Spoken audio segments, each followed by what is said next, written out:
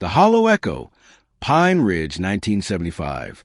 An allegorical reflection on justice, memory, and the cost of truth.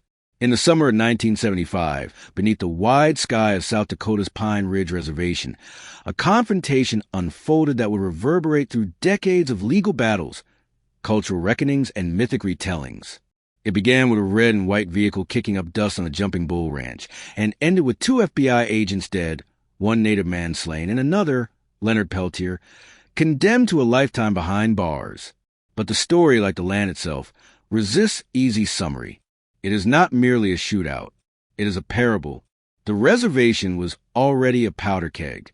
Violence between traditional Dakota residents and tribal government forces, backed by federal agencies, had escalated into a low-grade war. The American Indian Movement, AM, a group of indigenous activists, had arrived to support locals resisting corruption, brutality, and erosion of sovereignty. Surveillance was constant. Fear was ambient. The air itself seemed to crackle with suspicion. On June 26, 1975, FBI agents Jack Kohler and Ronald Williams entered this volatile terrain in search of Jimmy Eagle, a young Native man wanted for robbery.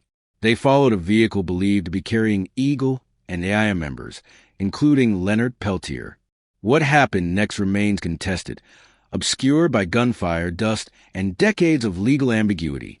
The agents radioed that they were under fire. A shootout erupted. Over 125 bullets riddled their vehicles. Both men were killed at close range. Joe Stuntz, an AIM member, was also shot dead by responding agents. Peltier fled. The Hawk circled overhead. In the aftermath, 2 AIM members were tried and acquitted. Peltier, arrested in Canada, was extradited under dubious circumstances, based on affidavits from Myrtle Pourbaix, who later recanted her testimony, claiming coercion. In 1977, Peltier was convicted of first-degree murder and sentenced to 2 consecutive life terms. The prosecution admitted they could not prove who fired the fatal shots. But Peltier was there, and that, it seemed, was enough. The trial became a theater of contradictions. Witnesses changed stories.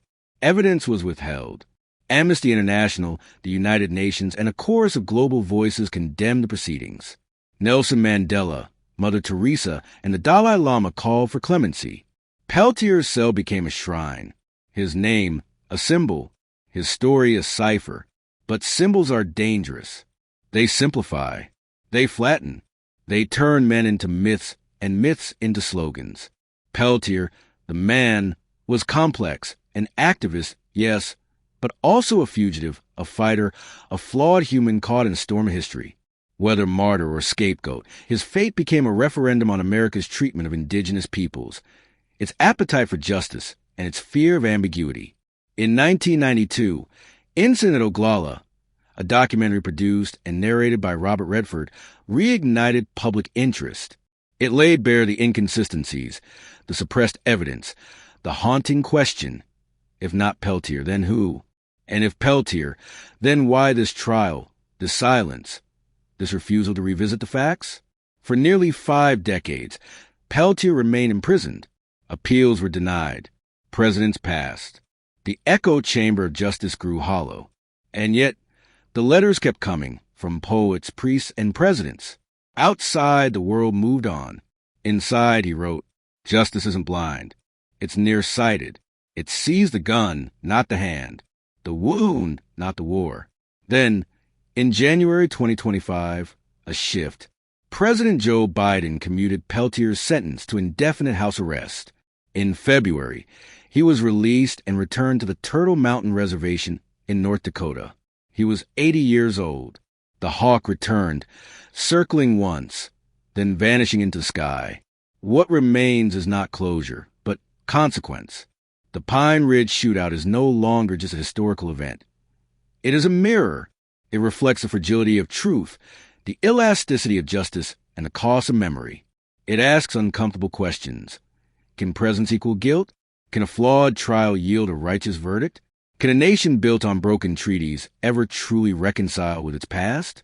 In dramatizing this story, one might imagine a courtroom where the judge wears a blindfold not to symbolize impartiality, but to avoid seeing the contradictions. or a prison cell where the bars are made of newspaper clippings and forgotten promises, or a hawk that watches from above, seeing both sides of the mountain but never the valley in between. Leonard Peltier's story is not a lesson. It is a lament. It is a warning. It is a hollow echo that refuses to fade. And in the tradition of allegory, it invites us not to judge but to witness.